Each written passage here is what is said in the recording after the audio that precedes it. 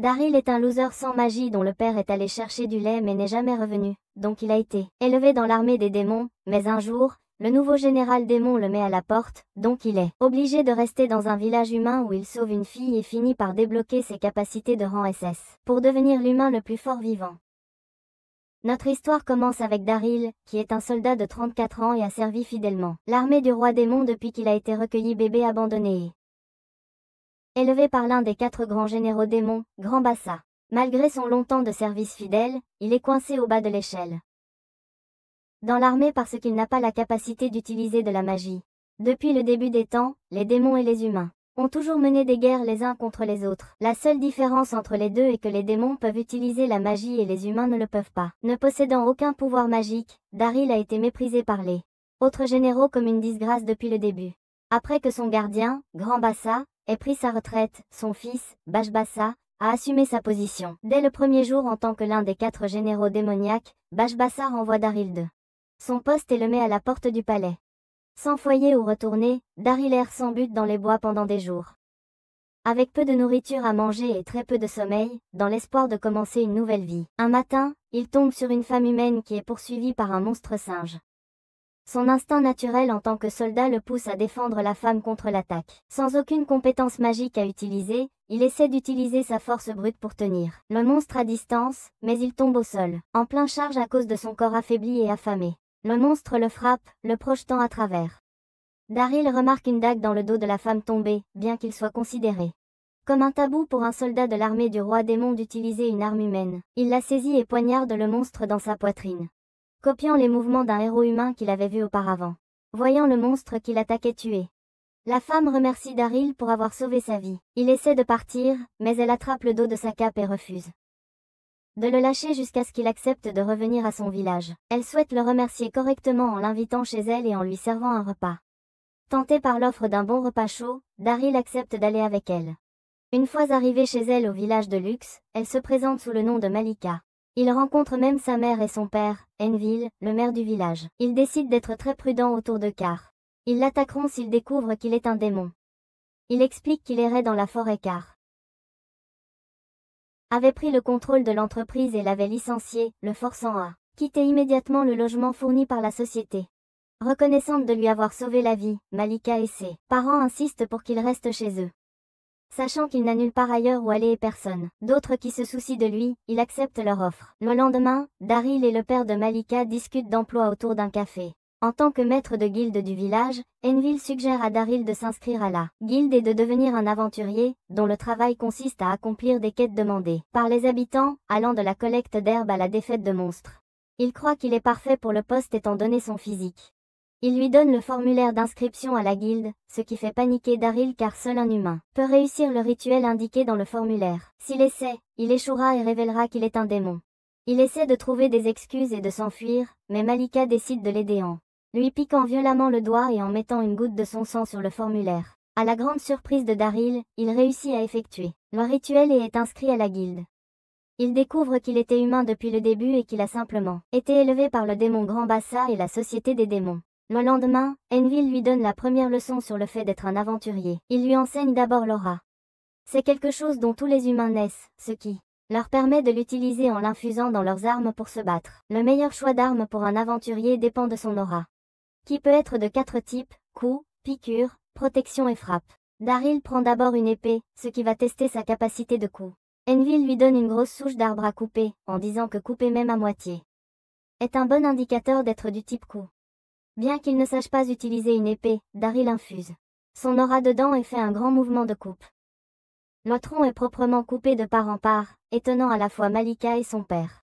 Ensuite, il vise une pomme avec un simple arc et une flèche pour tester sa capacité de piqûre. Il touche la pomme avec une force énorme, la faisant voler en arrière et soulevant une tempête de poussière. Après cela, il doit frapper un rocher avec un marteau, le faisant s'effriter en morceaux. Enfin, il doit bloquer une attaque d'Envil en utilisant un énorme marteau en fer avec un petit bouclier en bois pour tester sa capacité de protection. Malgré son attaque la plus puissante, Daryl bloque avec succès et l'envoie sur le dos. Ces résultats prouvent que Daryl a une aura parfaite pour les 4 types. quelque chose qu'Envil n'a jamais entendu. Envil lui conseille de postuler à la Guilde centrale, l'organisation de premier plan pour tout aventurier en herbe. Ses capacités sont plus que suffisantes pour qu'il soit accepté, et il lui écrira également une lettre de recommandation. Cependant, Daryl voit les larmes de Malika et demande à rester dans le village. Peu après, Envil présente Daryl comme un nouvel aventurier aux villageois. Tout le monde l'accueille joyeusement sauf un jeune homme aux cheveux verts, qui fait honte à Daryl d'être un vieux bonhomme. Le jeune est Gashida, le seul aventurier actuel du village. Gashida lui demande quel est son rang.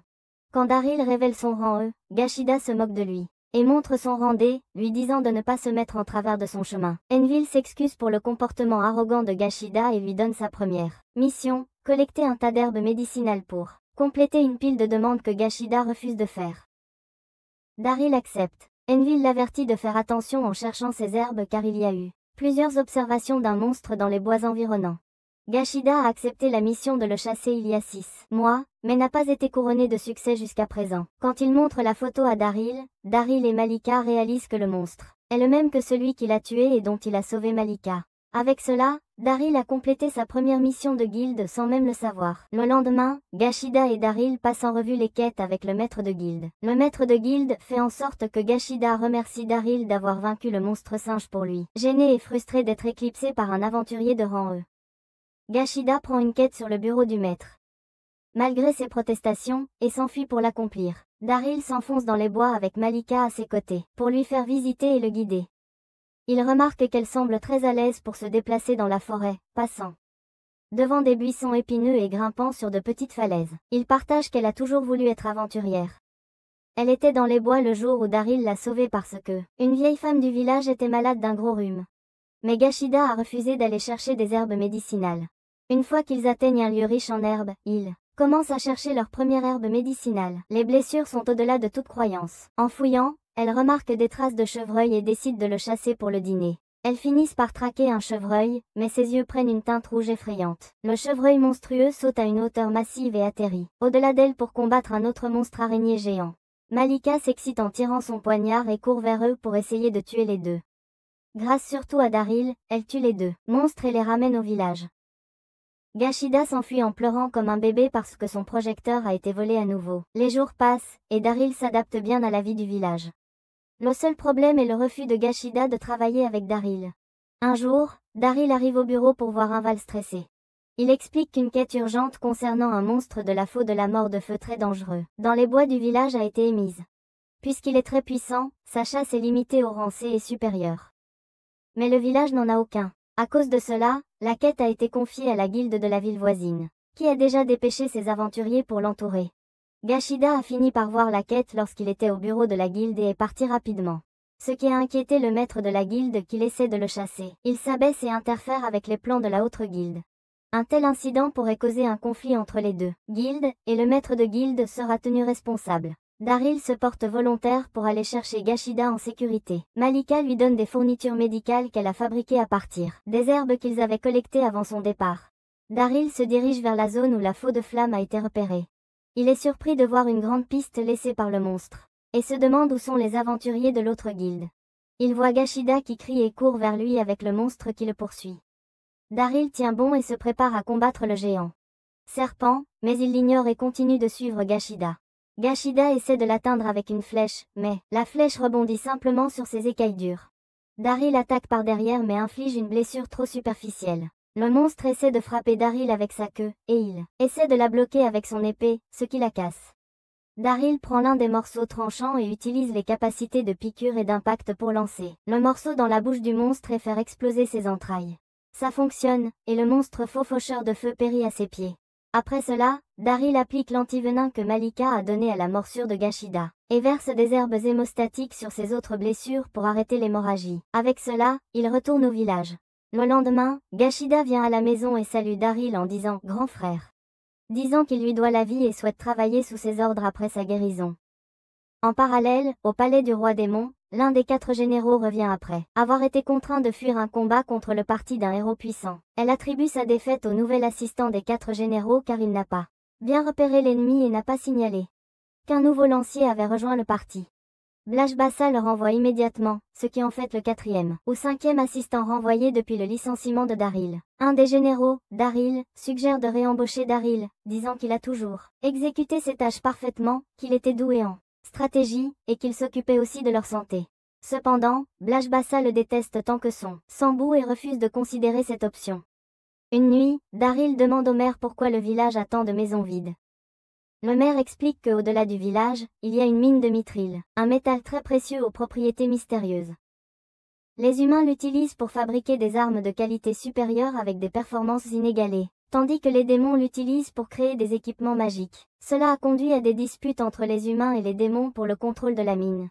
Comme le village de Lux était un lieu d'arrêt commun sur la route commerciale du mithril, il a prospéré en tant que ville d'hébergement. Malheureusement, lorsque le maire était enfant, les démons ont pris un contrôle total sur la mine, ce qui a coupé la principale source de revenus de la ville. Depuis lors, le village de Lux a lentement décliné vers sa mort ultime. Daryl décide de s'infiltrer dans la mine de mithril le lendemain, puisqu'il était en charge de la mine dans le cadre de ses fonctions en tant qu'assistant des généraux de l'armée. Les travailleurs là-bas le connaissent. Il espère pouvoir négocier avec au moins l'un d'eux pour obtenir un peu de mithril à ramener au village de Lux pour aider à son développement. Il met une caisse vide sur sa tête et marche à travers la porte. Il trouve étrange qu'il n'y ait aucune sécurité à éviter. Il réalise rapidement qu'il n'y a aucun soldat à la mine, se demandant qui a été mis en charge de la mine depuis qu'il a été renvoyé. Il marche dans le puits de mine, criant pour que quiconque soit là se montre. Un groupe de petits êtres au visage large et aux traits faciaux fluorescents appelés Knockers émergent de l'obscurité. Ils reconnaissent immédiatement Daryl et l'accueillent avec excitation, et il lui fait un signe de la main tout aussi enthousiaste. Ils le serrent dans leurs bras et se rangent pour recevoir ses tapes individuellement, affirmant qu'il est le meilleur patron qu'ils aient eu. Ils lui disent qu'ils doivent fournir 4 fois plus de mithril que précédemment sur ordre de Bashba. Ils ne sont pas traités avec respect par la nouvelle direction, et les soldats qui étaient déployés pour leur sécurité ont été retirés pour réduire les coûts. Leur diatribe est interrompue quand un groupe de soldats démoniaques entre dans la mine. Daryl se cache rapidement derrière un gros rocher. Le nouveau commandant crie sur les mineurs pour ne pas avoir fourni assez de mithril dans le délai imparti. Malgré leurs supplications, il les menace et leur ordonne d'avoir le matériel près d'ici le lendemain, sinon il y aura des conséquences. Là de tout ça, l'un des mineurs décide de se rebeller et frappe le commandant à la tête. Furieux, il ordonne aux soldats de les tuer tous.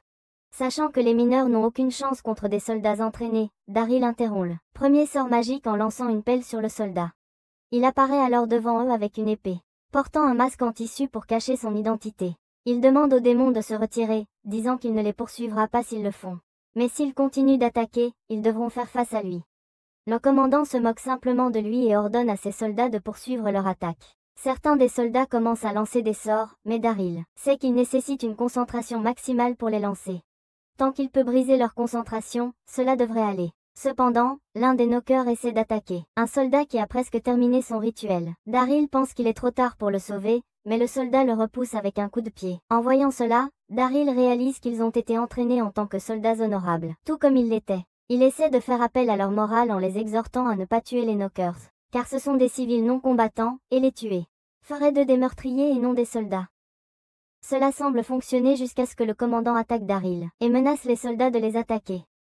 À défaut, ils seront réduits en cendres. Les soldats chantent des rituels des différents éléments. Daryl connaît la durée de chaque rituel élémentaire, ce qui lui permet de chronométrer ses attaques, de manière à éliminer les soldats dans l'ordre croissant des durées de rituel. Le commandant lance frénétiquement un sort sur lui, mais il le bloque facilement avec son épée et plaque le commandant au sol avec son épée sur son cou. Désespéré de sauver sa propre vie, le commandant implore Daryl de lui pardonner parce qu'il est un civil. Il explique qu'il s'était simplement bien entendu avec Lord Blashbassa lors d'un bal, après quoi le seigneur lui avait confié la gestion de la mine. L'honorable Daryl abat son épée, donnant au commandant une mauvaise coupe de cheveux, et lui dit de retourner et de démissionner de son poste. Le commandant acquiesce instantanément et s'enfuit, suivi par les soldats. Les knockers reconnaissant remercient Daryl de les avoir libérés, les prendre au commandant et le faire leur patron. Daryl revient au village et informe le maire qu'il a repris le contrôle de la mine. En retour, il supplie le maire d'assurer la protection des mineurs.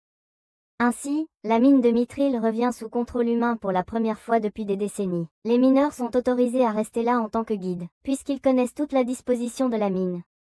Avec le retour de l'exploitation minière, les gens affluent dans le village de Locke, le ramenant à son état précédent de ville animée et prospère. L'armée du roi démon continue de rencontrer des problèmes en raison de une gestion désastreuse sous la direction de Beshbassa. Et la perte de l'approvisionnement en mithril est le dernier clou dans le cercueil. Le roi démon l'a fait traîner dans la salle du trône pour le punir de ses erreurs. Il est en colère que Beshbassa ait déraisonnablement augmenté le quota hebdomadaire de mithril, 4 fois pour fabriquer une arme que le roi lui avait répété de ne pas faire. À cause de cela, les knockers ont été surmenés et se sont retournés contre les démons, ce que le roi considère comme une grave erreur. Il suggère de ramener Daryl pour gérer les affaires comme avant. Félicitant le père de Beshbassa d'être assez intelligent pour garder de bons soldats comme Daryl près de lui. L'entendre nommer déclenche beaucoup de choses chez Beshbassa, qui se met à faire une crise de colère en dehors du tribunal. Avec le village en ébullition, Malika essaie de demander à Daryl de l'épouser mais elle est interrompue par un combat entre Joshida et Fatibitan, le chef des aventuriers de Campbellton.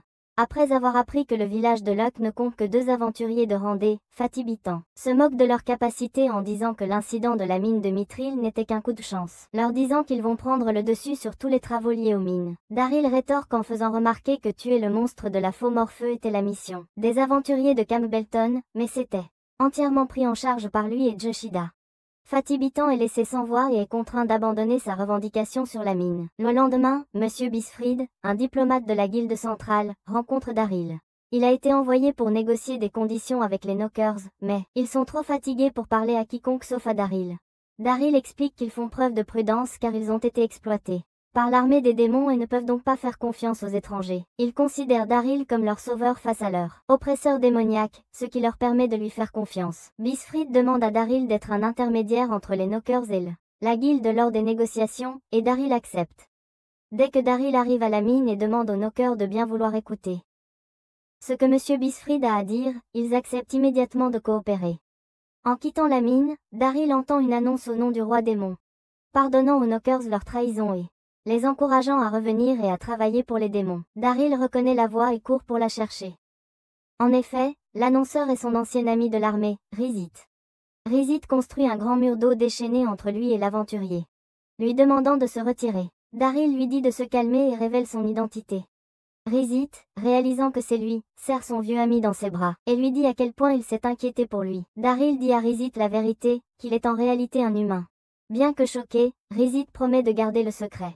Rizit fait écho au sentiment de tout le monde en partageant à quel point tout se passe mal pour les démons. Depuis que le roi des démons a réprimandé Beshbassa, il est encore pire.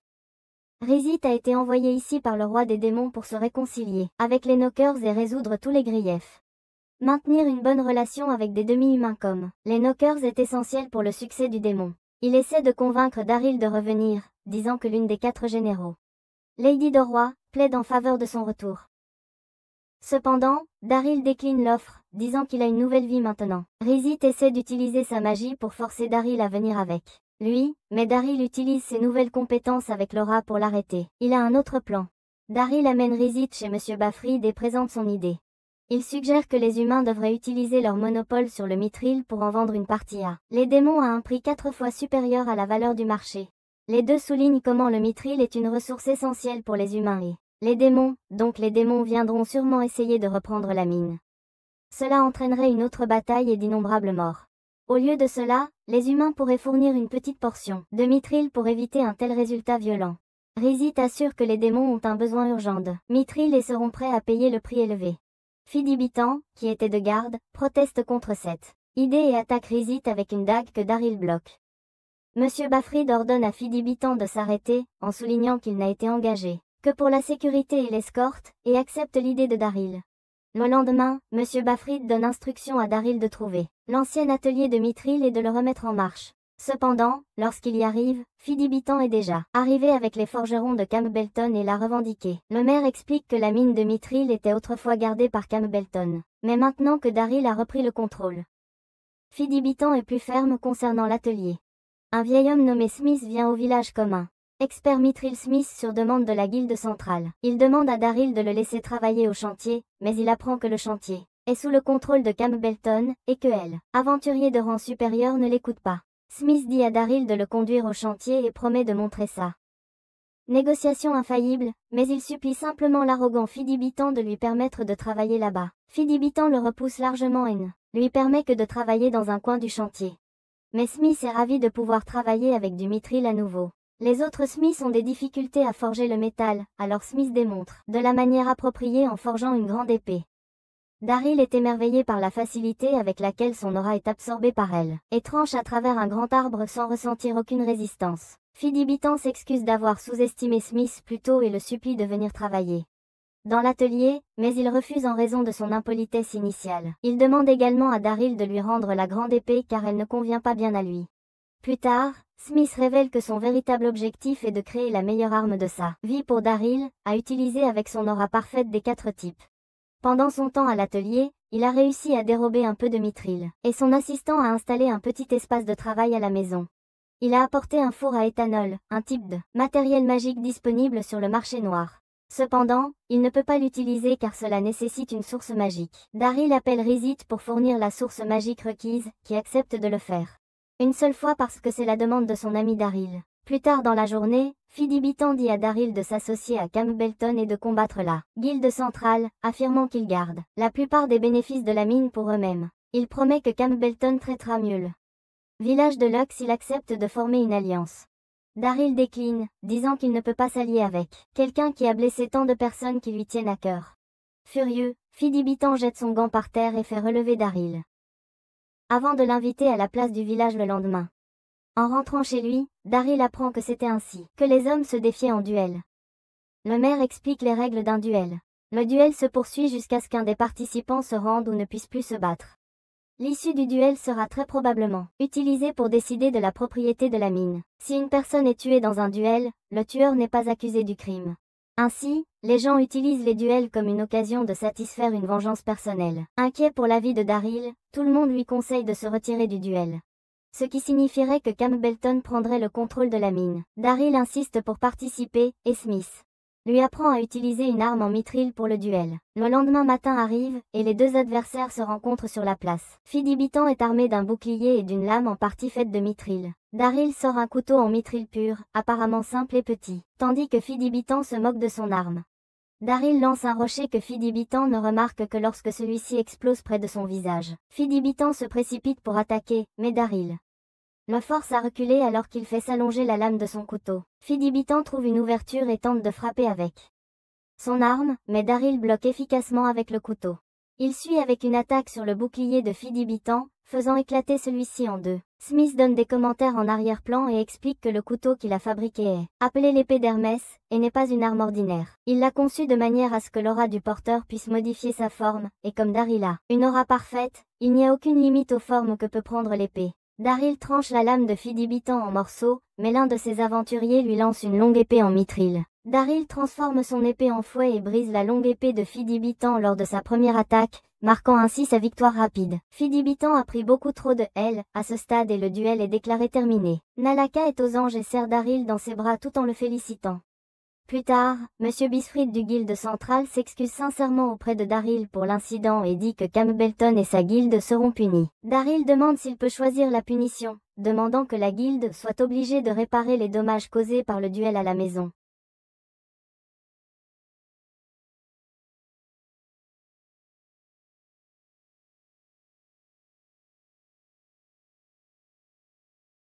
Reconnaissant son honneur et son talent, Bisfried invite Daryl à rejoindre la guilde centrale, ce que Malaka entend.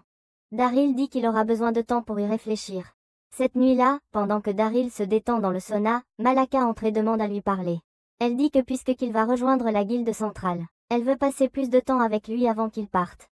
Elle l'encourage à bien faire, disant qu'elle savait que ce jour viendrait puisqu'il est si talentueux. Elle le remercie pour tout le travail qu'il a accompli pour rendre le village de Locke un meilleur endroit, et qu'elle ne s'est jamais sentie aussi heureuse que lorsqu'elle était à ses côtés. Daryl regarde le sourire de Malaka et pense qu'elle met toujours le bonheur des autres avant le sien. Il lui dit qu'il a déjà décidé de ne pas accepter l'offre de la guilde centrale, prétendant qu'il aime le village. Malaka est si soulagée d'apprendre cela qu'elle se met à pleurer. Daryl lui tient le visage pour essuyer ses larmes et l'embrasse, réalisant qu'il a maintenant une raison de plus de ne pas quitter le village de Locke. Au palais du roi démon, Bashbassa rend visite à son père, Grand Bassa, alors qu'il pratique à nouveau la magie comme forme de réhabilitation. Il affirme qu'un peu d'exercice l'aidera à se rétablir rapidement. Il s'assoit pour dîner, et Grand Bassa demande à Bashbassa s'il se souvient de ce qu'il lui a dit, lorsqu'il a pris sa retraite de son poste de l'un des 4 généraux.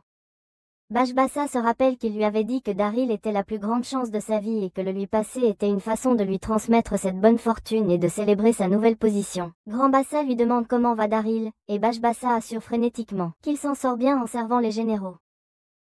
Sachant que son fils ment, il le frappe à travers le mur. Il exige que Bashbasa ramène Daryl, mais Bashbasa refuse, disant qu'il souhaite prouver sa valeur par lui-même. Grand Bassa insiste, mais Bashbasa reste ferme dans son refus. Le lendemain, Daryl et Malaka sortent de la même chambre, et Daryl a l'impression que ses parents savent probablement déjà ce qui s'est passé entre eux la nuit dernière. Il est sur les nerfs toute la matinée, et puis Inbel l'invite dans son bureau pour discuter. Il dit que lui et sa femme vieillissent, et qu'il est temps que la jeune génération prenne des responsabilités. Il croit que Daryl a grandement contribué à la croissance du village. Et il lui propose le titre de maire. Daryl accepte et demande la permission de l'épouser Malaka. Une fois accordé, il demande la main de Malaka en mariage, et elle accepte avec joie. Ceci marque le début d'un nouveau chapitre dans la vie de Daryl. Un an passe, et Daryl et Malaka sont heureux en mariage avec un petit garçon nommé Gran. Du nom de la figure paternelle de Daryl, Grand Bassa. Il a parlé de son passé avec les démons à Malaka et à sa famille. Et ils l'ont accepté sans condition. Il est un maire prospère sous lequel l'entreprise de traitement du mithril s'épanouit dans le village alors qu'il devient de plus en plus grand. Smith est décédé de vieillesse mais a passé ses derniers jours dans l'atelier à suivre sa passion pour la forge du mithril, inspirant tout le monde avec ses compétences. Un jour, Gishida informe Daryl que le héros arrive au village. Le héros est le titre décerné au plus fort aventurier de la guilde centrale dédiée à la défaite du roi démon. Daryl se souvient que le héros était un vieil homme effrayant, barbu et impitoyable envers les démons. Effrayé qu'il soit reconnu comme l'assistant de l'armée démoniaque, Daryl prépare à saluer le héros avec son visage couvert. Cependant, il est surpris de voir que le héros est une jeune fille belle nommée Dame. Elle a récemment obtenu ce titre après la retraite de l'ancien héros, et elle est venue au village pour acquérir l'arme en mithril parfaite pour combattre le roi démon. Accompagnée d'elle, il y a ses deux membres de groupe, une fille spécialisée dans l'utilisation des boucliers, et un utilisateur de lance. Lady et son groupe reçoivent un logement chez le maire, et le matin après leur arrivée, Daryl salue le lancier et la fille au bouclier, en demandant si Lady ne s'est pas encore réveillée. Il frappe à sa porte, et Lady ouvre la porte, encore à moitié endormie. Lorsque ses camarades lui rappellent que c'est la maison du maire, elle ferme soudainement la porte au nez et se prépare en 5 secondes. Au petit déjeuner, elle déclare qu'elle a 2 objectifs pour venir au village. Le premier est d'obtenir des armes en mithril, et elle veut les voir immédiatement. Daryl lui fait visiter l'atelier de mithril, affirmant qu'il est le seul qui existe dans le monde. Smith avait transmis tout son savoir aux forgerons travaillant ici avant de mourir, et maintenant il suivait ses techniques. Daryl montre une épée en mithril au groupe du héros, qu'ils n'ont jamais vu auparavant, et leur dit de passer leur aura à travers. La fille du bouclier accepte son offre en premier, et en versant son aura dans l'épée, elle se sent mieux que jamais avec son petit ami. Lady commence à s'impatienter et demande à Daryl de se dépêcher et de leur parler des armes ordonnées. Daryl appelle Sakai, l'apprenti de Smith, qui est actuellement le meilleur forgeron en mithril. Sakai confond Spearman avec le héros et commence à flirter avec lui. Mais lorsqu'il apprend que la fille à côté de lui est le héros, il commence à toucher ses mains. La dame est embarrassée, mais Daryl lui assure que Sakai peut découvrir le type d'aura qu'elle dégage juste en touchant les mains de quelqu'un. Elle est impressionnée quand il juge correctement qu'elle a une aura de type slash. Et puis elle passe à son deuxième objectif. Elle cherche un 4e membre pour son équipe, un objectif qu'elle essaie d'atteindre en voyageant dans de nombreuses régions.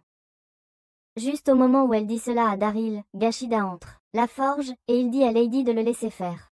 Le village organise une compétition pour décider du 4e membre de l'équipe des héros, avec de nombreux participants qui s'inscrivent. La méthode de sélection est un combat direct entre les 3 membres de l'équipe et tous les participants. Les membres de l'équipe des héros utilisent des ustensiles de cuisine comme arme en tant que handicap, mais tous les participants perdent quand même. Soudain, une flèche siffle près du visage de Lady. Gashida est celui qui l'a tiré de loin, et il continue de lui tirer dessus. Lady se précipite dans la direction des flèches, sentant que l'attaquant a une bonne puissance mais une faible précision. Gashida utilise son aura pour soulever les flèches du sol et l'attaquer à nouveau. Mais elle les tranche. Gashida se prépare pour un autre round, mais Lady active une attaque qui aurait pu le tuer.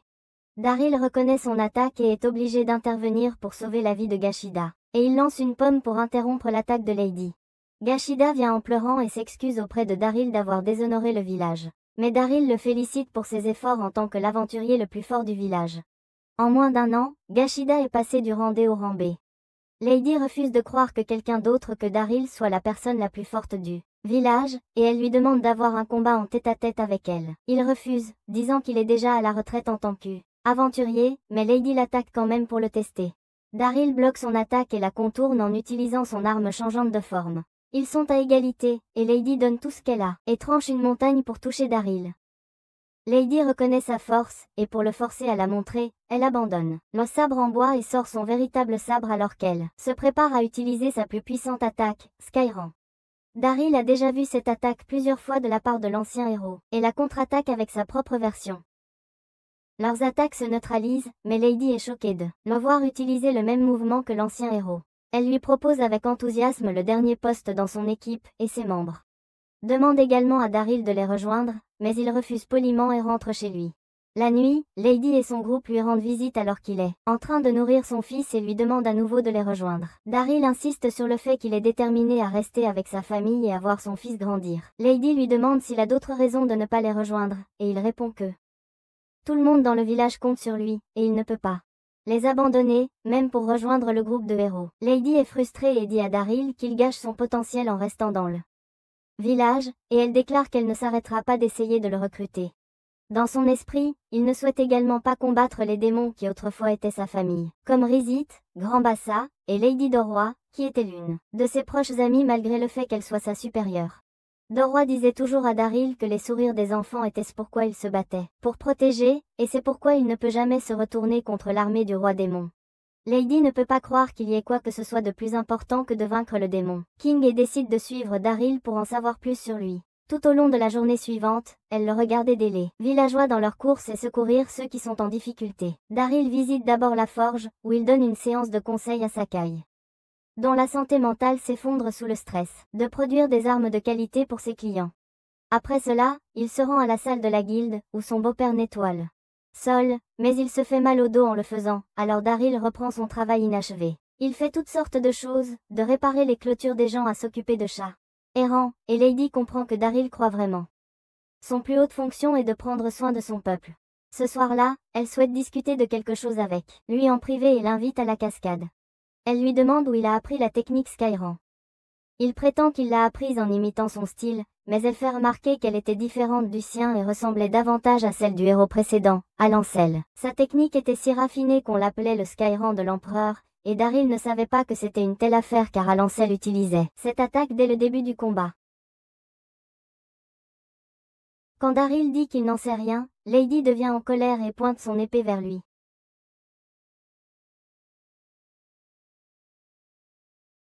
Elle lui dit une fois de plus de la rejoindre, affirmant que c'était le devoir de ceux qui avaient des capacités d'aura de se dresser et de combattre le roi démon. Ils discutent sur le côté qui a lancé la première attaque contre l'autre, avec Daryl argumentant qu'un héros humain est parti pour tuer le roi démon en premier. Et les démons n'ont fait que se défendre.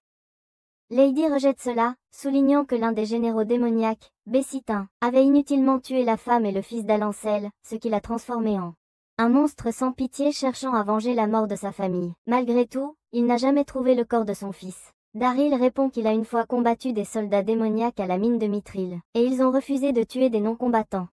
Il raisonne que tout le monde de chaque côté se bat pour leurs proches, et aucun n'est du côté du mal. La dame est touchée par ses fortes valeurs et sa force, et abandonne l'idée de le recruter. Elle affirme qu'elle a besoin plus que tout d'armes en mitraillette et d'un quatrième membre du parti d'avoir un cœur aussi fort et gentil que le sien. Elle lui demande d'être son maître pour améliorer encore ses compétences. Daryl accepte, considérant cela comme une chance de convaincre le héros de mettre fin à la longue guerre. Un jour, Rizit visite Daryl pour faire office de babysitter pour Gran pendant que Malika est dehors pour une course. Il joue avec Gran, et Daryl trouve surprenant que son ami démon soit si affectueux envers les enfants. Rizit lui demande des nouvelles du groupe de héros, et Daryl l'informe qu'ils vont camper dans le village de Lux pendant un certain temps, et qu'il n'y a pas de menace immédiate de guerre. En parlant de cela, Rizit informe son ami de sa récente promotion au poste d'envoyé spécial, qui a une autorité égale à celle des 4 grands généraux. Grâce à l'aide de Daryl pour sécuriser des fournitures de Mithril pour les démons, Rizit a obtenu ce poste spécialement pour lui. Daryl se demande pourquoi un nouveau poste a été créé, et Rizit explique que les choses sont devenues inefficaces depuis qu'il a été renvoyé, et que tout le monde doit assumer plus de travail. Leur conversation légère est interrompue par l'une des générales démoniaques, Lady Zeb, qui se matérialise à partir de nulle part et exprime sa surprise de voir l'envoyé spécial travailler avec un paria. Rizit et Daryl sont tous deux terrifiés de la voir, et ils savent que cela ne va pas bien se terminer. Zeb punit d'abord Rizit pour avoir caché des informations sur Daryl aux généraux en le transformant en chaise humaine. Elle prend plaisir à s'asseoir sur son dos, mais il aurait préféré que son visage soit son siège à la place. Juste à ce moment-là, Malika rentre chez elle après ses courses, et elle n'a pas de problème avec la nouvelle invitée et ses étranges fantasmes. Cependant, quand Zeb commence à insulter Daryl en l'appelant un idiot laid, Malika perd son sang-froid. Elle tire un bouchon de liège d'une bouteille de vin comme une balle, qui manque de peu le visage de Zeb, et elle tremble de peur comme un ancien Nokia sur mode vibration. Zeb se comporte en invité poli et dit à Daryl qu'elle n'est pas là pour le chercher, mais pour enquêter sur Rizit et ses connexions secrètes qui lui ont permis d'obtenir du mithril. Rizit s'excuse auprès de Daryl de l'avoir laissé entrer, mais il sait qu'il n'y avait aucune chance qu'il puisse détecter Zeb qui le suivait, car elle est experte en magie des vents, et peut cacher complètement sa présence. Elle est flattée et dit que sa puissance et son charme seront augmentés par la magie, équipement fait de mithril, et pour cela, elle ordonne à Daryl de lui remettre tout le mithril qu'il possède. Il refuse poliment son ordre, disant qu'il existe déjà un échange entre les humains et les démons, et il ne prévoit pas de le perturber. Zeb essaie de le menacer, mais elle ne peut prononcer un seul mot devant le regard meurtrier de Malika, et Daryl suggère qu'il devrait sortir, pour qu'elle puisse l'intimider librement. Là, Zeb attaque Daryl sans avertissement, et il esquive à peine sa balle de vent. Elle affirme que ces mots ne le toucheront pas, et que la violence est le seul moyen de lui montrer sa position. En plus de cela, elle veut se venger de Daryl à cause de l'envoi de sa femme monstrueuse pour le menacer. Daryl demande qu'il discute de la situation, mais Zeb refuse et s'élève dans les airs. Et il est obligé de sortir son arme également. Zeb se moque de lui pour avoir utilisé une arme bien qu'étant un démon puisqu'elle ne sait pas qu'il est humain.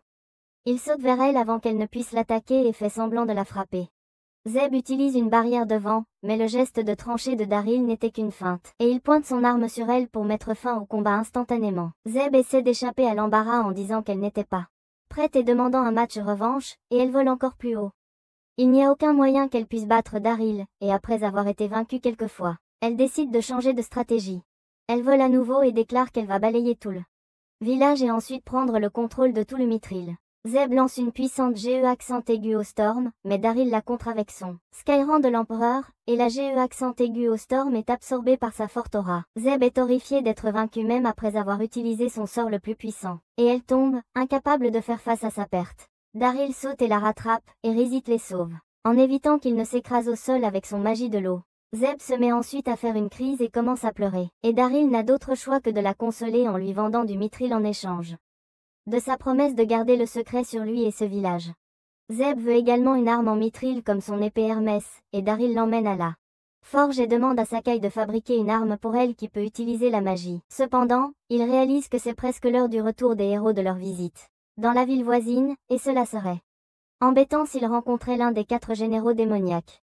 Daryl court vers la porte du village pour la retarder afin qu'il ne rencontre pas Zeb. Mais avant cela, il demande à Sakai de prendre tout le temps qu'elle peut. Daryl salue Lady et son groupe à la porte du village et lui offre son plus charmant sourire pour la distraire de tout le reste. Il envoie les membres de son groupe en quête, et ordonne à Lady de balancer son épée 1 million de fois, espérant que cela les occupera un bon moment. En attendant, Sakai a occupé Zeb et a même vendu beaucoup de choses aux démons crédules. Malgré les meilleurs efforts de Daryl, les 2 filles se rencontrent dans le sauna, et Lady reconnaît Zeb comme l'un des généraux démons. Heureusement, Daryl était à proximité, et il les a interrompues avant qu'elles ne deviennent violentes. Cependant, il se fait repousser pour les avoir touchées de manière inappropriée, et il a l'impression d'être face à un jury quand ils s'assoient tous pour le dîner. Zeb et Lady commencent à se disputer à nouveau, et Daryl réalise qu'il ne peut plus cacher son passé.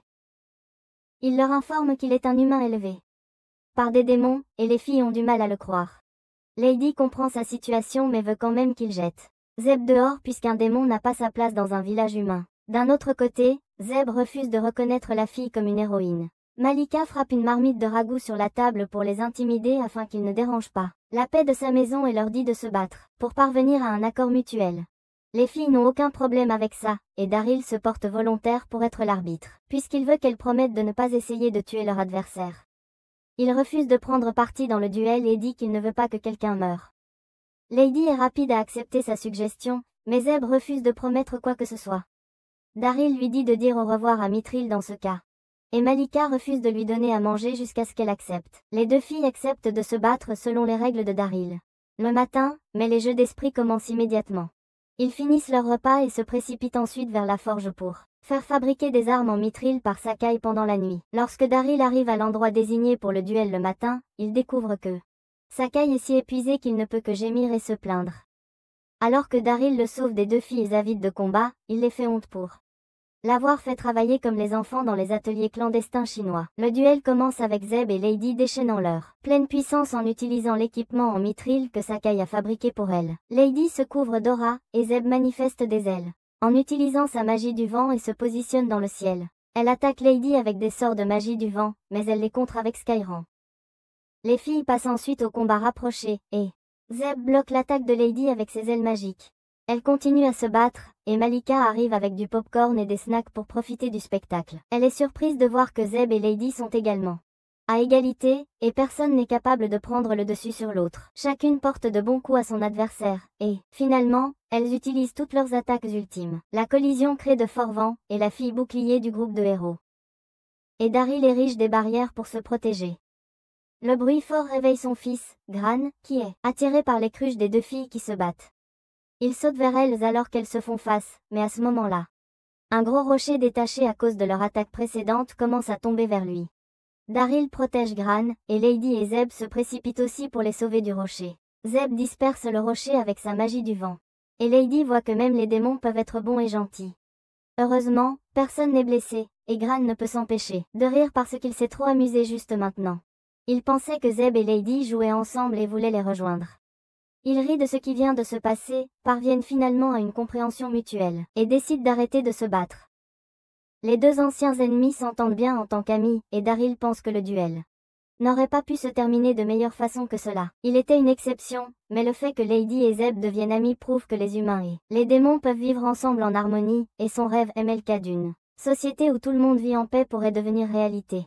Plus tard dans la journée, le lanceur de javelot du groupe de Lady vient chez Daryl, désireux de l'introduire à une grande célébrité qu'il a trouvée dans la forêt en accomplissant sa quête. Daryl est stupéfait et s'envoie en voyant l'ancien héros à Lancel, et maintenant il a peur que l'équilibre entre les humains et les démons sera en danger à cause de sa haine pour les démons. Ignorant de cela, Zeb se dirige négligemment vers la porte et se moque d'Alancel. Daryl craint que si l'héroïne précédente apprend que Zeb est un démon, elle rencontrera certainement sa fin. Il l'attire donc à part et lui dit que l'homme âgé à leur porte est Alancel, le plus grand héros de l'histoire. Daryl lui dit qu'Alancel a survécu au coup le plus fort de Grand Bassa, et qu'il est connu comme une machine à tuer sans émotion. Il est décrit comme un tueur sans pitié. À ce moment-là, quelques enfants viennent demander une dédicace au héros d'autrefois. Et tandis que Daryl s'inquiétait qu'il se passe quelque chose de terrible, Alancel se comporte comme un vieux grand-père décontracté. Les enfants se précipitent vers lui, et l'ancien héros joue et rit avec eux, ce qui surprend Daryl. Après que les enfants ont établi qu'Alancel n'est pas dangereux, une longue file de ses fans se forment devant la maison pour rencontrer leur héros. Daryl l'invite à entrer après un certain temps et lui offre du thé et des collations. Il présente Zeb comme son connaissance, mais Alancel se comporte toujours comme auparavant et serre chaleureusement sa main. Zeb est confuse par ses actions et conclut qu'il n'est qu'un vieux monsieur gentil. Mais Daryl pense que c'est seulement parce qu'il la confond avec un humain. Il lui dit de quitter le village dès qu'elle peut et la met en garde contre l'utilisation de la magie car l'ancien héros a la capacité de détecter même la plus infime quantité de magie. Zeb rejette ses mots de sagesse car elle est plus intéressée à manger des beignes qu'à fuir l'ancien héros. Bientôt, Daryl se présente comme le maire du village de Luxe et demande la raison de la venue de l'ancien héros dans leur modeste établissement. Alancel dit à Daryl qu'il a entendu parler de son successeur. Dame, étant ici, il a donc décidé de vérifier ses progrès. La dame s'excuse auprès de son maître car sa quête pour vaincre le roi démon prend beaucoup plus de temps, mais Alancel affirme que toute la faute lui revient. Il dit qu'il a été précipité lorsqu'il l'a envoyé tuer le roi démon plus tôt. Maintenant qu'il a guéri de ses blessures, il veut la haire et entraîner, et la dame est heureuse d'entendre cela. Daryl pense également que c'est le bon moment puisque Zeb peut s'enfuir pendant qu'Alancel est occupé à entraîner son élève. Il veut lui montrer le terrain d'entraînement, mais l'ancien héros l'arrête car il ressent une présence étrange près d'eux depuis un certain temps. Daryl commence à transpirer en se demandant si le secret de Zeb est découvert, mais Alancel pointe Gashida qui se tient debout et fait signe à l'extérieur de la fenêtre. Daryl est soulagé et emmène tout le monde sur le terrain d'entraînement, où Gashida le fixe comme un fan, et il doit être Rappelez de prêter attention aux deux héros qui s'entraînent. Alancel dit à Lady qu'il va lui apprendre à travers des pratiques de combat réelles et lui ordonne d'attaquer quand elle le souhaite pendant qu'il signe des autographes pour les villageois. Lady renforce ses capacités avec de l'aura et se précipite pour poignarder Alancel, mais il esquive son attaque sans même la regarder. Il continue d'éviter ses attaques tranchantes tout en signant des autographes, et ensuite, soudain, elle tient son épée en bois et la frappe sur le sol en manipulant son élan. Gariel pense que le vieil homme joue simplement avec Lady, mais Alancel la complimente, en disant qu'elle est devenue beaucoup plus forte qu'auparavant. Il lui demande qu'il aide à s'entraîner, et Lady attribue ses progrès à Daryl, qu'elle considère comme le deuxième humain le plus fort après Alancel. Daryl n'aime pas la direction que prennent les choses, et ensuite Alancel sort son bâton pliable de sa poche et demande à s'entraîner avec lui. Il refuse, disant qu'il est déjà à la retraite en tant qu'aventurier, et les habitants conviennent également que leur mère ne peut pas rivaliser avec l'ancien héros. Gashida est le seul à l'encourager, et en le voyant s'efforcer autant pour lui, Daryl décide d'essayer. Il entre dans l'arène et fait face à Alancel, mais juste au moment où il libère son aura puissante et son intention meurtrière, Daryl a l'impression d'être en danger mortel. Il le retarde en disant qu'il devrait manger avant de se battre, et le héros précédent tombe dans le panneau. Ils font un pique-nique en plein air et dégustent un délicieux riz frit aux crevettes, et Alancel veut rencontrer les crevettes qui ont frit le riz. Il devient émotif en se rappelant la dernière fois qu'il a eu un déjeuner fait maison. Daryl se souvient de ce que Lady lui a dit au sujet des démons tuant la femme et le fils d'Alancel, et il peut sympathiser avec le vieil homme puisqu'il est aussi un homme de famille. Zeb les observait de loin, et elle pense qu'Alancel n'est rien d'effrayant. Elle a fini ses collations et commence à marcher vers le territoire des démons quand une forte rafale de vent emporte un morceau de linge en train de sécher. La distraite Zeb utilise de la magie pour voler et le rattrape, espérant qu'elle puisse obtenir des collations supplémentaires en le faisant. Cependant, tout ce qu'elle obtient, c'est l'attention d'Alancel, qui sent sa magie et se lève. Il entre en mode bête et se transforme en l'assassin impitoyable que Daryl connaît. Il lance son bâton vers la maison de Daryl, et il frappe les vêtements de Zeb et l'emprisonne. Alors qu'elle est suspendue la tête en bas, Alancel s'approche d'elle et essaie de la tuer puisqu'elle est un démon, mais Daryl intervient et bloque son attaque.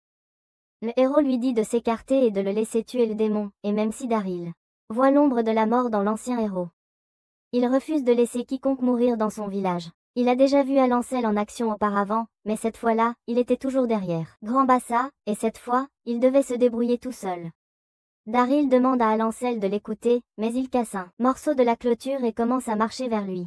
Daryl le frappe, mais il saute par-dessus lui pour attaquer Zeb. Daryl l'attaque en allongeant son arme, mais Alancel bloque et contre-attaque avec Skyran. Daryl peine à se défendre contre son attaque et est projeté dehors. Il réalise qu'il ne peut pas battre Alancel, alors il tire Zeb vers lui pour la protéger. Le vieil héros lui lance un morceau de bois, et il le bloque en renforçant une dalle en béton avec son aura. À ce moment-là, Lady et Gashita viennent en courant vers eux, mais Daryl leur dit de ne pas s'en mêler. Alancel s'approche de lui et dit qu'il est impressionné de trouver quelqu'un d'autre que lui-même qui peut utiliser les 4 types d'aura. Il prétend que le destin les a réunis et demande à Daryl de devenir un héros et de le rejoindre dans la guerre contre le roi démon. Daryl refuse de le rejoindre, et Alancel dit qu'il le détruira ainsi que le démon dans ce cas. Tous deux utilisent le ciel de l'empereur, et leur dragon d'aura entre en collision dans les airs. Mais Alancel submerge l'attaque de Daryl et le frappe. Heureusement, Daryl parvient à se protéger avec son bouclier d'aura au dernier moment, mais il subit tout de même trop de dégâts. Lady se tient devant Alancel et le supplie de s'arrêter, mais elle est submergée par son aura menaçante. Alancel dit qu'il a rencontré beaucoup de personnes qui n'ont pas rejoint le combat car elles étaient trop effrayées par la mort, mais Daryl semble différent. Il lui demande la raison pour laquelle il essayait tant de protéger un démon, et Daryl répond qu'il ne veut que personne ne soit blessé, peu importe leur race. L'ancien héros l'appelle naïf alors qu'il explique que les humains et les démons sont en guerre perpétuelle, et qu'il n'y a aucun moyen de l'arrêter. Il pense que le rêve de paix mondiale n'est qu'une noble illusion, mais Daryl répond que sa motivation n'est pas si grande, et qu'il veut simplement protéger ce qui est cher à ses yeux. Il dit à l'ancien héros qu'il peut ressentir la douleur quand d'autres se font blesser, et il ne veut voir personne souffrir. Il sait qu'Alancel a perdu sa famille à cause des démons, et il comprend ça. Douleur puisqu'il a aussi une famille aimante, et la pensée de les perdre le terrifie.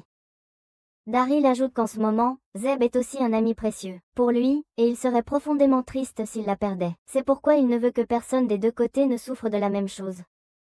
Alancel lui demande pourquoi il est si fixé sur la race démoniaque, et il est stupéfait d'apprendre que Daryl a été élevé par des démons. D'un autre côté, Grand Bassa paye le roi démon un visite et le trouve ressemblant à un redoutable dragon. Le roi démon lui dit que les gens ne peuvent le voir qu'en fonction de leur statut actuel, et plus il semble puissant à une personne, plus cette personne est forte. Il affirme que Grand Bassa s'est rétabli de ses blessures, et est devenu plus fort s'il le voit comme un monstre terrifiant. Grand Bassa dit qu'il est là pour demander au roi démon de licencier son fils Bassa du poste de général démon immédiatement, car il n'est pas apte à l'occuper. Le roi démon demande la raison de cette requête, et il répond qu'en plus de ses multiples échecs, Bassa a commencé à se comporter mal comme un reclus et n'a pas quitté sa chambre depuis plus d'1 an. Il ne répondait même pas aux messages qui lui étaient envoyés. Grand Bassa pense que l'ordre de l'armée démoniaque est en train de s'effondrer, et seule Lady Doroa porte ce fardeau. Mais même elle ne peut pas le faire éternellement. Grand Bassa se moque que son fils ne trouve pas de travail ailleurs après cet échec, et veut le renvoyer pour le bien de l'armée démoniaque. Mais le roi démon affirme que ce n'était pas la vraie raison. Il sait que Grand Bassa est furieux contre son fils pour avoir renvoyé Dariel, et c'est ainsi qu'il veut le punir. Le roi démon accuse son ancien général de s'inquiéter davantage pour son assistant adoptif que pour son propre fils. Grand Bassa monte dans le bus de la nostalgie en se remémorant une journée pluvieuse de sa jeunesse. Au milieu du champ de bataille, son ami Bezatan, le général de l'eau, lui transmit un message avec ses derniers souffles. Bezatan informa Grand Bassa qu'il avait caché un atout pour vaincre le héros dans la forêt de l'Est et demanda qu'il prenne possession de l'arme secrète. Grand Bassa se rendit dans la forêt et trouva un buisson créé à l'aide de la magie d'illusion. Il dissipa l'illusion et découvrit un enfant à l'intérieur d'un tronc d'arbre creux. Grand Bassa était toujours tendre avec les enfants, et il prit le garçon dans ses bras, promettant de le protéger. Il pensait que le garçon était comme un ange et l'a nommé Dariel. Grand Bassa revient au présent et dit au roi des démons que Dariel et Bassa sont tous de ses fils. Entendant sa réponse, le roi des démons lui indique l'emplacement de son fils adoptif. Grand Bassa le remercie, mais avant qu'il n'aille voir Dariel, le roi des démons l'avertit qu'il se peut que ce ne soit pas facile de le ramener puisqu'il est bien installé maintenant. Il dit aussi au vieux général que Dariel peut utiliser les 4 types d'aura comme le héros précédent. Et il réalise enfin ce que Bezatan voulait dire en l'appelant une arme secrète. De retour au village de Lux, Alancel demande à Dariel de préciser ce qu'il a dit sur le fait d'avoir été élevé par des démons. Dariel lui dit que le général de l'eau Bezatan l'a trouvé et l'a confié au général du feu Grand Bassa, qui l'a élevé. Alancel se souvient qu'il a tué Bezatan dans sa fureur vengeresse mais n'a jamais trouvé le corps de son fils, et quelque chose lui vient à l'esprit. Il demande à Dariel quel âge il a, et en apprenant qu'il a 33 ans, tout commence à avoir du sens pour lui. Alancel serre Dariel dans ses bras, lui disant d'une voix tremblante qu'il est son fils, qu'il présumait mort depuis toutes ces années. Tout le monde qui les regarde est dans l'incrédulité, et Dariel a le plus de mal à croire cette nouvelle soudaine. Il demande à Alancel ce qui lui fait dire qu'il est son fils, et il répond que, il y a 33 ans, sa femme a été tuée par Bezatan, et il présumait que son fils disparu était également mort. De plus, les 4 attributs d'aura se transmettent des parents aux enfants. Et il n'y avait qu'une seule façon pour que Dariel les ait. Alancel peut parier sa vie sur le fait que Dariel est son fils, mais Dariel trouve cela difficile à accepter face à cette révélation soudaine que le héros le plus fort de l'histoire est son père. À ce moment-là, Alancel remarque quelqu'un qui les observe, et il envoie un renne vers une falaise, où il est bloqué par Grand Bassa, qui vient d'arriver pour reprendre son fils adoptif. Dariel est surpris de voir Grand Bassa alors qu'il vole vers eux. Il atterrit devant lui et commence à marcher vers Dariel, disant qu'il est devenu beaucoup plus fort depuis la dernière fois. Dariel est sur le point d'avoir une réunion émotive avec son père adoptif, mais Alancel sort son arme pour lui faire face, voyant ses 2 papas viser la vie de l'autre. Dariel s'interpose et leur demande d'arrêter. Il demande à Alancel d'écouter au moins Grand Bassa, puisqu'il est celui qui l'a élevé à sa place. Alancel se calme, et Grand Bassa dit à Dariel qu'il a appris la vérité il n'y a pas longtemps. Bien qu'il ait eu une intuition depuis longtemps qu'il était humain, Grand Bassa savait qu'il élevait un enfant humain, mais il ne pouvait pas supporter de le laisser partir. Dariel le remercie de lui avoir donné tout dans sa vie et de ne pas lui avoir fait sentir qu'il était orphelin. Grand Bassa répond qu'il est celui qui lui est vraiment reconnaissant. Il voulait être quelqu'un que Dariel respecterait, et c'est pourquoi il s'est poussé, et est devenu le plus fort des généraux démons. Il étreint Dariel, disant qu'il est sa fierté et sa joie, et Alancel se sent jaloux. Il prétend que Grand Bassa a volé son temps avec son fils, et maintenant il ne pourra jamais récupérer ses précieuses années. Alancel est rempli de rage puisqu'il était censé devenir plus fort grâce à son temps avec Dariel.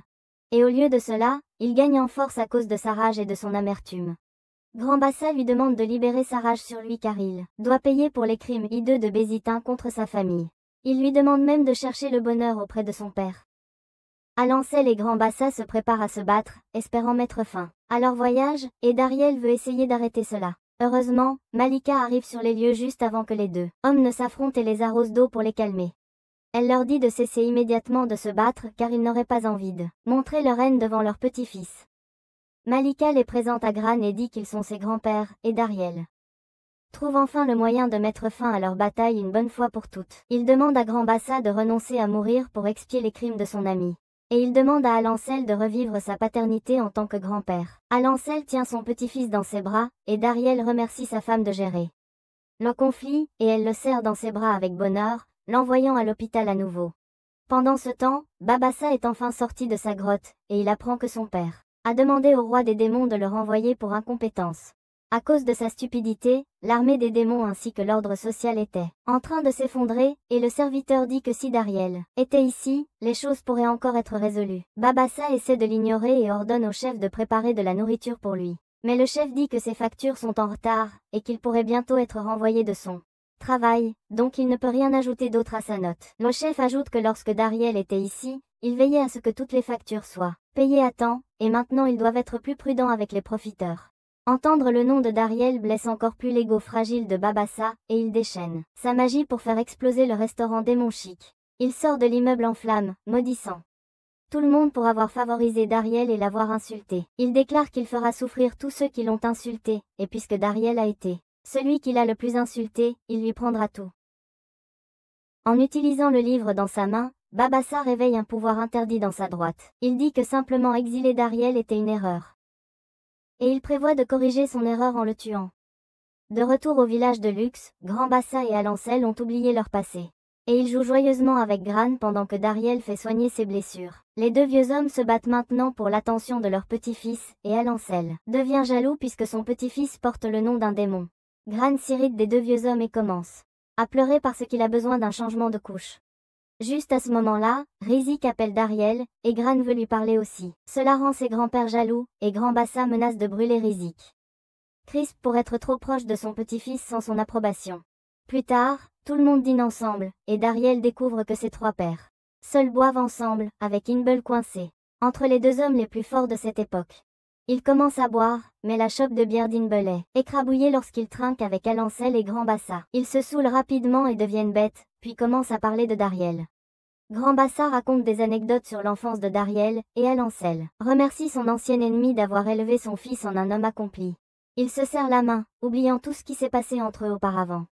Après que tout le monde se soit retiré pour la nuit, Dariel aide Malika avec la vaisselle. Mais comme il souffre encore de ses blessures, elle lui réapplique de la médecine sur ses plaies. Malika dit que si Alancel et Grand Bassa n'étaient pas ses pères, elle leur aurait donné un coup de poing plus tôt pour avoir été si imprudent, puis elle cajole Dariel pour avoir si bien géré tout cela. Elle s'en va, et Dariel essaie de manger son pudding, mais Zeb entre dans la pièce. Elle lui demande comment il va, et Dariel s'inquiète pour elle parce que elle a vécu des expériences effrayantes pendant la journée. Cependant, la seule chose qui est restée dans son esprit était quand Dariel l'a protégée et a dit qu'elle était précieuse pour lui. Zeb a pensé que c'était la façon de Dariel de lui avouer son amour, et elle lui dit qu'elle va réfléchir à devenir sa seconde épouse. Dariel essaie de clarifier la confusion, mais elle s'envole, en riant pour elle-même, car elle ne faisait que le taquiner. Le lendemain matin, tout le monde se réunit pour le petit déjeuner, et Lady demande à Alancel de l'entraîner à nouveau aujourd'hui. Dariel veut savoir si elle prévoit toujours de se battre après avoir appris que tous les démons ne sont pas mauvais. Elle est toujours persuadée que vaincre le roi des démons est sa mission, et Dariel demande ce que, même si c'est le problème du héros avec le roi démon. Alancel explique que tous les héros sont enseignés que le roi démon est la source de toutes les souffrances dans le monde, qui doit être éliminée pour apporter la paix à tous. Cependant, c'était ce que disait le manuel, et Alancel sait que le roi démon possède la plus grande force et la plus grande sagesse parmi tous les êtres de ce monde. La guilde centrale veut le tuer et voler ses connaissances et son pouvoir pour faire évoluer l'humanité vers quelque chose de meilleur. On dit que le roi démon était celui qui a donné le don de la magie aux démons, et en le tuant, les humains pourraient aussi mettre la main sur la magie. Grand Bassa confirme qu'il y a une légende comme que même de son côté, mais personne ne peut le confirmer. Dariel suggère qu'il puisse demander directement au roi démon, et Lady est choquée d'apprendre que le roi démon originel est toujours en vie et règne. Elle réalise qu'il pourrait être une créature qui transcende le temps, et le vaincre pourrait être une tâche impossible. Voyant sa préoccupation, Alancel suggère qu'elle abandonne le combat irrationnel. Mais Lady répond qu'elle veut devenir plus forte et apprendre la vérité sur le dieu démon afin de pouvoir trouver une réponse. Soudain, Gishida frappe à la porte et informe Dariel que des monstres ont attaqué la mine de Mithril, et ils doivent la protéger. Dariel lui dit de préparer une équipe pour les rejoindre plus tard et demande à Zeb de les téléporter vers la mine. Zeb vole avec Dariel et les autres jusqu'à l'emplacement de la mine, mais elle est forcée de s'arrêter car la chaleur émanant d'un dragon infernal pique sa peau. Tout le monde est choqué de voir le dragon, et Grand Bassa dit qu'ils ne peuvent plus s'en approcher par le ciel.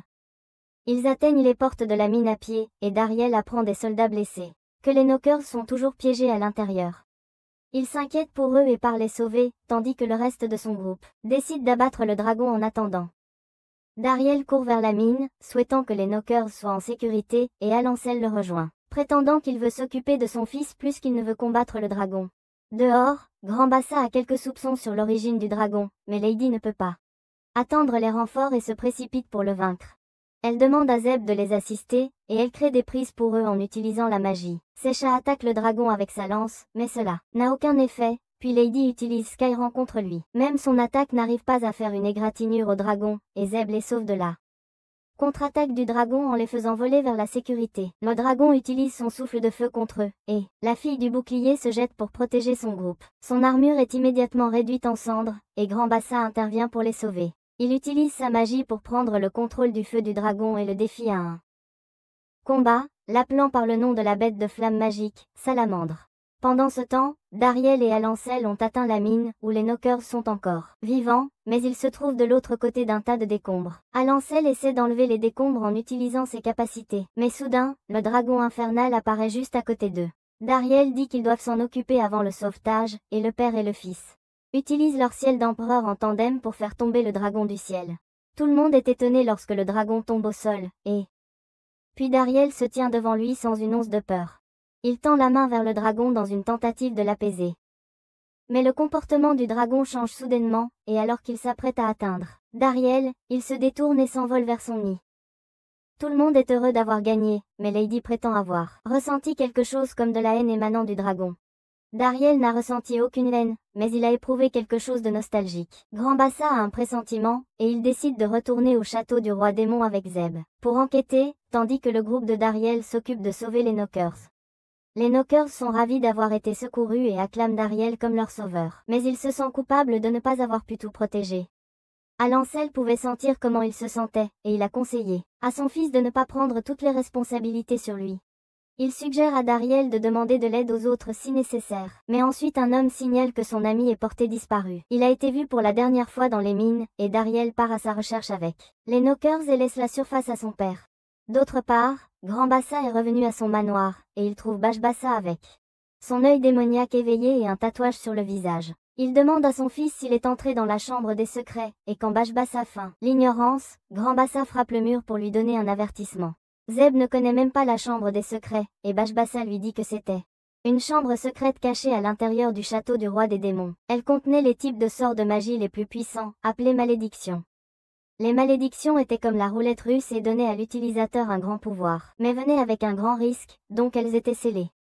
Grand Bassa dit qu'il y a une malédiction qui permet à un démon de contrôler une bête magique parmi elles, et il affirme avoir ressenti la volonté de Bash Bassa depuis la salamandre à la mine. Il demande à son fils si c'était de sa faute, et Bash Bassa ne le nie pas.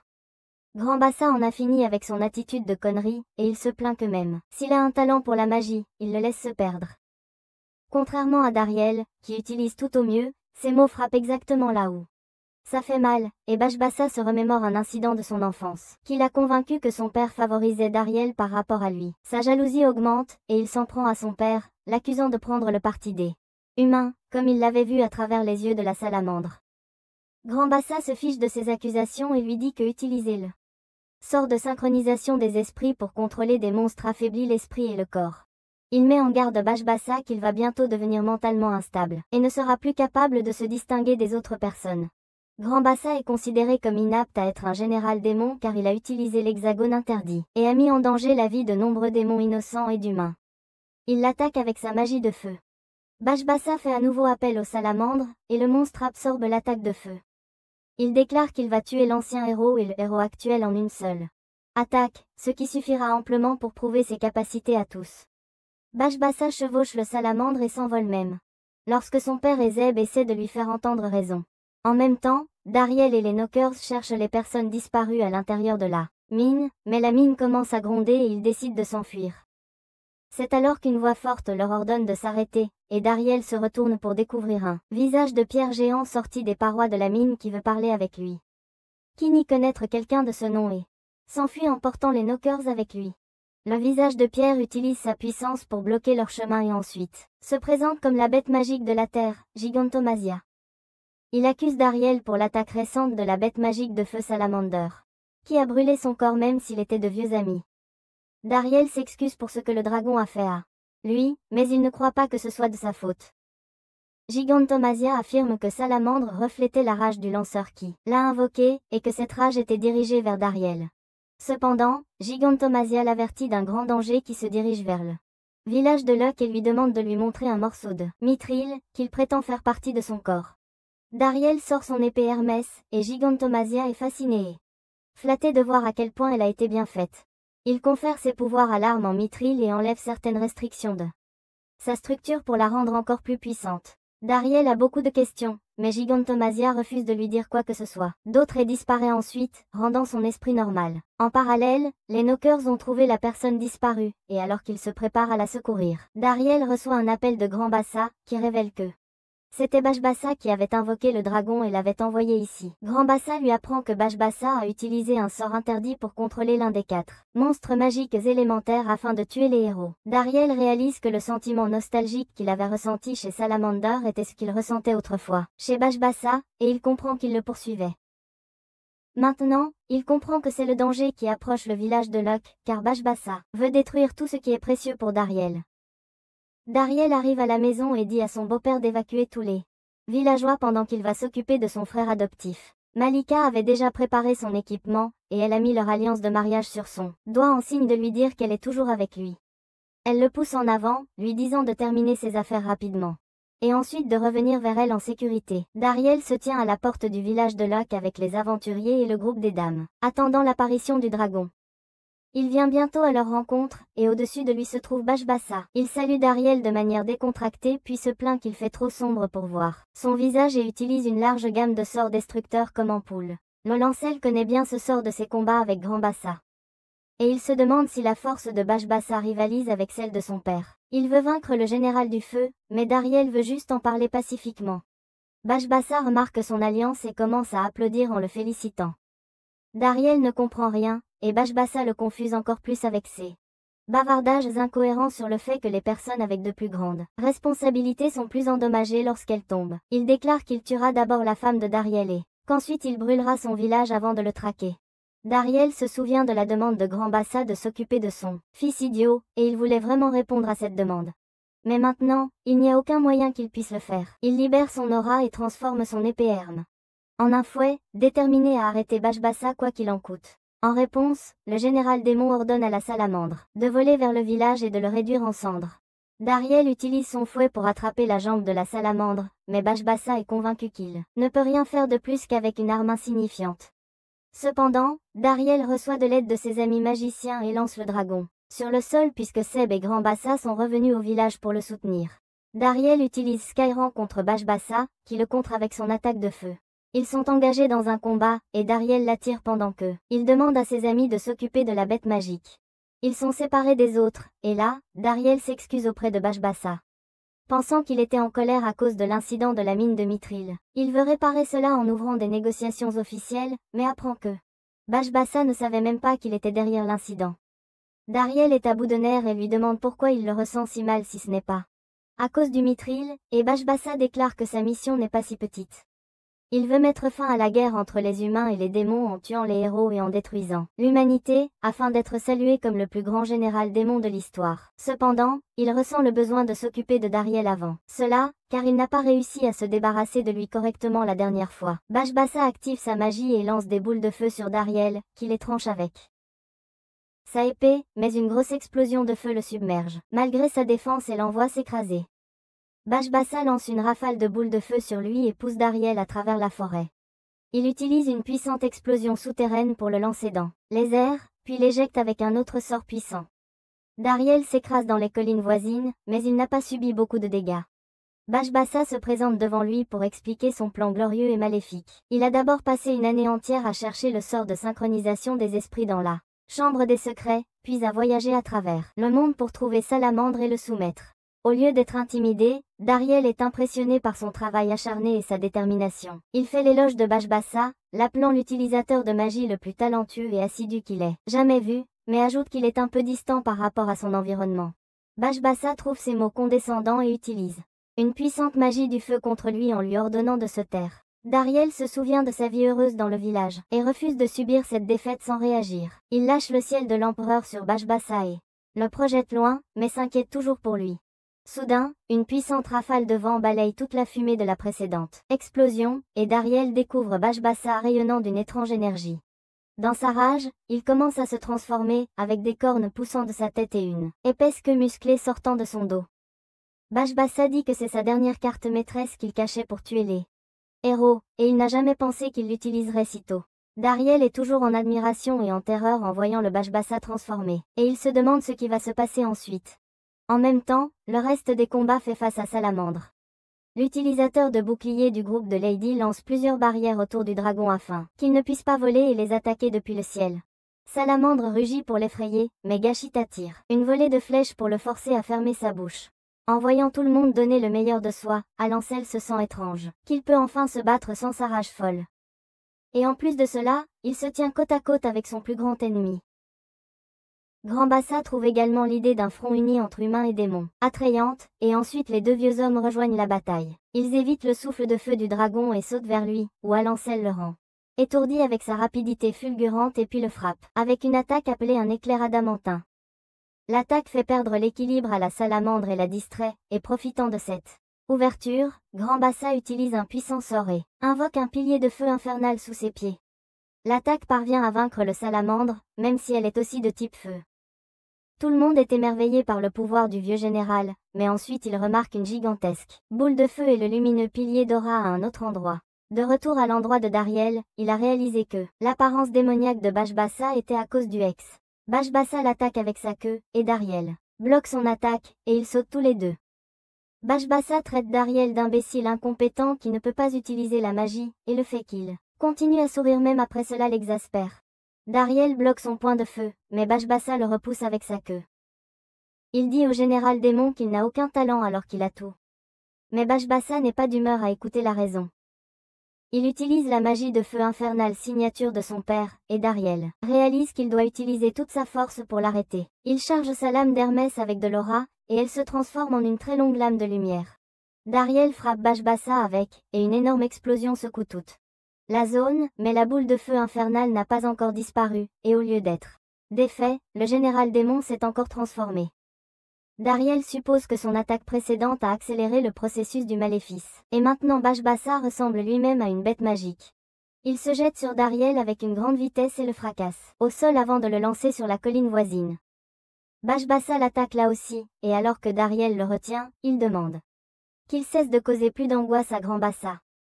Cela l'infurie encore plus, et puis soudain, Dariel se retrouve dans les souvenirs de Bashbassa. Dans ses souvenirs, il est encore un enfant qui profite du grand accueil que reçoit son père. Le petit Bashbassa veut devenir un grand démon comme son père, et Grand-Bassa lui dit qu'il devra devenir le général de la tempête transcendante pour cela. Dariel réalise que cela doit être à cause de la magie Hex, qui devenait instable et attirait les autres dans son sillage. Les souvenirs continuent, et Dariel se retrouve dans la chambre du jeune Bashbassa de 10 ans. Grand-Bassa venait de revenir d'une de ses expéditions, et alors que le garçon sortait pour accueillir son père, il le trouva avec Dariel. Grand-Bassa dit à son fils de se fier au garçon comme à un frère aîné et d'écouter ce qu'il disait. Bashbassa était blessé car il réalisait que pendant qu'il attendait patiemment le retour de son père, il passait du temps avec son deuxième fils.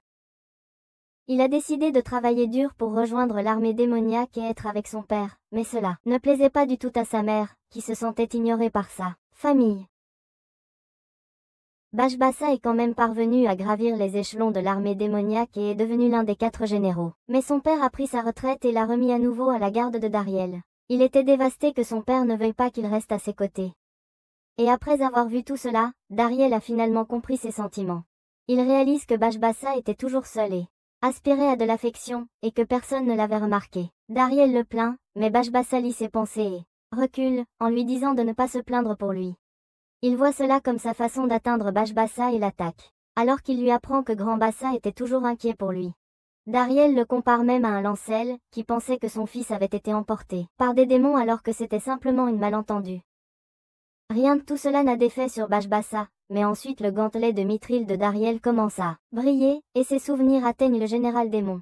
Bashbasa voit le jeune Dariel, qui était toujours anxieux depuis qu'il n'était pas la vraie famille de Grand Bassa, et il ne pouvait même pas utiliser la magie. Le moins qu'il pouvait faire pour son père adoptif était de ne pas causer des problèmes et garder le sourire pour lui donner l'esprit tranquille. Tout a changé lorsqu'il a rencontré Bashbasa pour la première fois. Après cette rencontre, Dariel a commencé à sentir qu'il était vraiment son frère aîné, le fils de Grand Bassa, et il a enfin trouvé une famille. Dariel se précipite vers Bashbasa dans le monde des rêves et lui dit qu'il est temps pour lui de lui donner un but et du soutien, et sa transformation commence à s'effondrer. Bashbasa se rappelle comment il a refusé de devenir ami avec Dariel à l'époque, et il pense que s'il avait été plus accueillant, les choses auraient été différentes entre eux. Il revient à sa forme normale, et Dariel une fois recherche à nouveau une main de camaraderie en sa direction. Bashbasa fait de même, mais juste avant qu'il ne la touche, le sort se détraque. Et il ressent une douleur engourdissante dans sa tête. Le salamandre s'est libéré de son contrôle, et maintenant il absorbe l'énergie de la sphère de feu infernale pour regagner sa force. Le dragon est pleinement chargé et libère une violente décharge d'énergie, et Bashbasa peut sentir tout cela. Il s'envole immédiatement vers le salamandre, et Dariel le suit. Bashbasa atterrit sur le dos du dragon et utilise un autre sort pour fusionner son corps avec celui de la bête. Grand Bassa lui conseille de ne pas le faire, car le sort de fusion corporelle lui donnera un contrôle temporaire sur le dragon, mais bientôt il sera absorbé par celui-ci.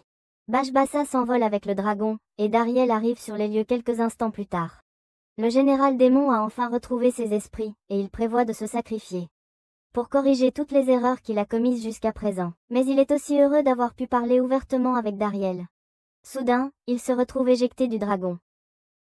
Et remarque Grand Bassa utilisant un sort pour dominer Salamandre. Utiliser un sort a des conséquences pour le vieux démon, et alors que le dragon essaie de se libérer de son contrôle, Dariel arrive là avec l'aide de Zeb et utilise son plus puissant Skyrand d'Empereur pour le vaincre. Zeb maintient elle-même et Dariel à flot dans une poche d'air, et dans l'autre, Grand Bassa sert Bashbasa, qui se sent à nouveau comme un enfant.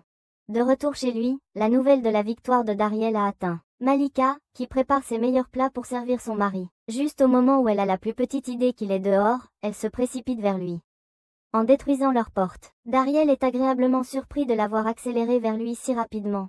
Et il décide d'accepter son câlin supersonique même au prix de quelques os cassés. Étonnamment, elle l'étreint doucement, et Dariel baisse sa garde juste quelques secondes avant que sa tension ne le tue presque. Après que tout a été résolu dans le village, Bashbasa va voir le roi des démons, pour accepter la punition pour tous ses crimes. L'apparence du roi des démons est maintenant différente par rapport à ce qu'il a vu la dernière fois, et cela prouve que Bashbasa est devenu plus fort et amouri. Le roi des démons entend ses supplications pour une punition juste, et il utilise un ancien sort pour ouvrir les portes de l'enfer sous les pieds du général démon. Des esprits menaçants et sinistres commencent à se montrer à travers la porte, et le démon roi dit à Bashbasa qu'ils sont les anciens membres des 4 généraux qui ont commis de graves péchés comme lui, et ils ont été condamnés à une éternité en enfer. Il offre à Bashbasa le choix entre commencer sa vie en tant que général démon et réparer ses erreurs ou souffrir en enfer. Bashbasa le remercie pour sa miséricorde, mais il dit ensuite que ses crimes ne méritent pas d'être pardonnés, donc il doit choisir d'aller en enfer. Il croit que jouer avec des aigues et essayer de soumettre la bête de feu magique Salamandre était un crime qui ne peut pas être ignoré. Et l'enfer est la seule punition convenable pour lui. Un des esprits de l'enfer s'accroche à sa jambe, mais le roi démon utilise son pouvoir pour le renvoyer d'où il vient. Il trouve la réponse de Bashbasa ennuyeuse, car il prévoyait de le rendre heureux en donnant lui un faux espoir et en profitant ensuite du regard de désespoir sur son visage lorsqu'il est tombé inopinément en enfer. Sa réponse l'a fait changer d'avis, et il a condamné Bashbasa à l'exil. Tout comme il avait autrefois exilé Dariel, Bashbasa revient des appartements du roi vert, trouver son père et son oiseau de compagnie l'attendant. Il se dirige droit vers la maison de Dariel, où tout le monde profite d'une fête. Dariel est soulagé d'apprendre que les choses se sont bien passées avec le roi démon, et juste au moment où il va présenter son fils à Bashbasa, Dame les interrompt. Elle rappelle à Bashbasa que ses actions ont causé dommages irréparables à la mine de mithril et aux personnes qui s'y trouvent. Gran Bassa veut assumer la responsabilité des actes de son fils. Mais il l'arrête et s'excuse pour tout ce qu'il a fait. Juste à ce moment-là, Gran se réveille, et Dariel le présente à Bashbassa. Gran veut être pris dans les bras du nouvel invité, et il prononce ses premiers mots en l'appelant grand frère Bashbassa. Ces mots lui rappellent les souvenirs de Dariel, et Bashbassa réalise enfin ce que cela faisait d'être accepté dans la famille de quelqu'un, après avoir été sans endroit où aller pendant si longtemps. Il est envahi par le remords et décide de se racheter pour ses crimes. Et tout le monde finit par accepter qu'il a changé pour de bon. Malika dit que Gran a prononcé ses premiers mots aujourd'hui, et il demande une grande célébration.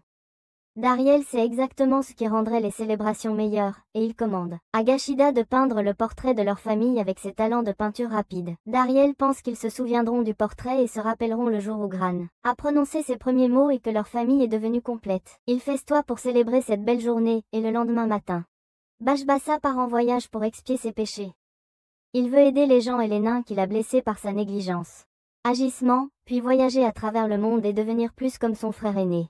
Dariel lui souhaite tout le meilleur, puis Malika lui envoie avec suffisamment de nourriture pour le mois. Avec la paix enfin revenue dans leur village et leur famille, Dariel et Malika continuent leur vie de bonheur. Regardez cette vidéo sur l'écran ensuite. À plus tard les amis.